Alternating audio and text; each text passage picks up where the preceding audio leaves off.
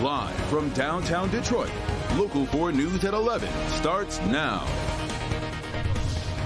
An 8-year-old boy lost and wandering on Detroit's east side after being put on the wrong school bus. Tonight, we are hearing from the Good Samaritan who saved the day. That little boy had been alone for hours and was just sitting on the ground crying. Only one man not only bothered to stop, but also got him home. Mara McDonald is live downtown. And Mara, he doesn't think that he did anything special. You know, it's so funny, Sandra, when I called him to see if he'd be willing to talk to us about the whole thing, he's like, why do you want to talk to me? I didn't do anything out of the ordinary. I disagree. Take a look. Human instincts kicked in and said that this kid was in trouble. Whelan was walking home from work when he first noticed the little boy near 7 and Conant. Like, I got nieces and nephews that size, so it was like kid on the ground crying. It was like, something's got to be wrong. That kid was 8-year-old Denver Young, who'd been put on the wrong bus at Barber Prep Academy in Highland Park and dropped off on the east side of Detroit, far away from his correct bus stop at 6 and Livernois. I got to question him, and he was a tough little cookie. He didn't give out their information so fast. Denver's mom, Kirsten, had told him not to talk to strangers, but he was lost and had been wandering in the area for hours while his frantic mother was going between 2 police departments to get to the bottom of what happened. I stood there with him for quite a while, and so I realized no one was coming to get him. Denver didn't know his address, but he knew the street he lived on. Will Googled it on his phone and had the boy pick out his home. And then? I looked up and the city bus was coming. So I just told him, grab my hand, and we ran across the street and we got on the bus. I told the bus driver, hey, I don't got no money, but I'm trying to get this kid home. And he said, all right, I'm only doing it for the kid. And he let us sit on the bus and ride. When they got to the area, Will got off the bus and helped Denver find his way to his house. Tonight, he still doesn't think he did anything out of the ordinary. I just thought it was the right thing to do.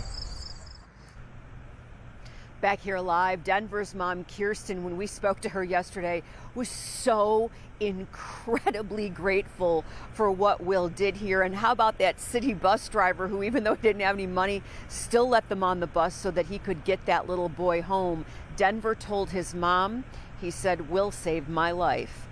We're live downtown tonight. I'm Mara McDonald, Local 4. Yeah, not one hero, but 2 in that story. All right. Thank you, Mara. A Detroit mother is now facing charges in connection with the shooting that killed her 8-year-old daughter. Police say the girl's 10-year-old brother found an unsecured gun while they were home alone and fired the weapon, hitting her in the neck and shoulder. It happened Tuesday in a house on Hayden near Joy Road on Detroit's west side. The girl was brought to a local firehouse, then taken to a hospital where she died. Her mother, Erica Safe Graham, is now charged with involuntary manslaughter and child abuse. She is currently being held on bond. The man accused of planting cameras in the bathrooms of several local businesses in the Ann Arbor area is back in custody and facing new disturbing allegations. Ann Arbor police say they arrested Eric Morton once again after finding evidence he had taken videos from inside the bathroom of 2 more businesses. Videos were taken between July 22nd and September 6th from the Starbucks on Plymouth Road as well as the Hampton Inn on Jackson Avenue. Morton now faces 13 new charges, with his arrest coming just days after he posted bond from his last arrest. Right now he's being held at the Washtenaw County Jail and is likely to face a judge tomorrow. Just hours from now, President Joe Biden will be meeting with the families of Paul Whelan and Brittany Griner at the White House. It will be the first in-person meeting as the administration negotiates their release from Russian prisons. Paul Whelan is serving a 16-year sentence for spying, an accusation the Novi man has always denied. The Biden administration following up on negotiations with Russia, but has been complicated by the war in Ukraine. A signature event coming back to Detroit tonight after a 2-year hiatus because of COVID. Eastern Market After Dark taking over the sheds tonight on Russell Street, and it has been a real party. Jason Colthorpe live there. Perhaps the biggest crowd the event has ever drawn, Jason. Well, we have unearthed a little bit of proof that might go toward that. It's anecdotal, but we'll talk about that in a minute. Yeah, and this party just winding down. The DJ just finished up, but it was quite a turnout. And after 2 years of not being here, these vendors, these artists were desperate to get back. Eastern Market After Dark is when the nation's oldest open-air market turns into a nighttime design district. I've already made my way to 3 different sheds. If you can hear my voice, make some noise, Martha, after dark. You can see the people are enjoying themselves, and I am enjoying the people. When it comes to celebrating Detroit design, Eastern Market After Dark, well, you just can't beat it. So this is an amazing opportunity to get out into the city, be around people, and just really have my baby son right here get exposed to all of the wonderful culture of Detroit. It is great for the artists and also the vendors. Many who have missed out on this, one of their biggest sales days for the last 2 years. So when we talk about the economic impact of events, public programs, tourism, attraction, showcasing our talent, that's really what this event is all about. Style is what you create, fashion is what you buy. Alexis Wallace is an avid thrift shopper, and she went to work during COVID to find the inventory, and now she has her own boutique. It is very important for small businesses, people that have created something out of COVID. It gives the community a time to come out and celebrate with them.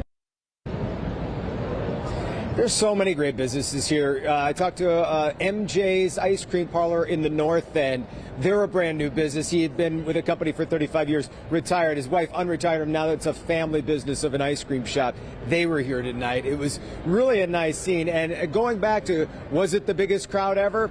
Well, one of the hippest, coolest guys we know, the Local 4 digital editor, Ken Haddad, well, he tweeted earlier tonight that the Eastern Market After Dark might be too popular now. So when you push the hipsters around, it's probably a pretty big deal. Back to you guys. In Ken we trust. That's really great. True. I just love seeing that. Right. What a vibrant night, though. That's really great. All right, Jason. Well, the Biden administration just delivered a big investment to reconnect historic black neighborhoods in Detroit. The state will receive a grant of more than $100 million. That money goes toward plans to replace the I-375 freeway with a street-level boulevard. City leaders say the goal is to reconnect the areas that were once predominantly black neighborhoods known as Black Bottom and Paradise Valley. They were lost when the freeway was built. The highway removal could begin in 2025.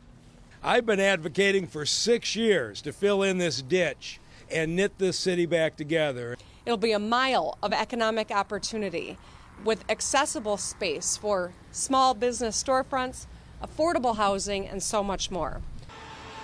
The mile-long road is expected to allow smooth-flowing traffic connecting to the riverfront, Eastern Market, and Brush Park. Closer we go to the first public opening of the North American International Auto Show, the first that we've seen since 2019. And that's a live look inside Huntington Place at this late hour. The weekend is going to kick off, of course, with the Charity Preview. We'll have special live coverage of Charity Preview right here on Local 4 and on Local 4 Plus. I'll be joined by Rhonda Walker, Kim Adams, many more of our special guests for an hour of all the glitz, glamour, and cars that comes along with the Charity Preview. Hope you'll join us. It comes along at 7 o'clock on Friday night, and then Saturday, opening day for the public for this year's edition of the show. Big weekend ahead.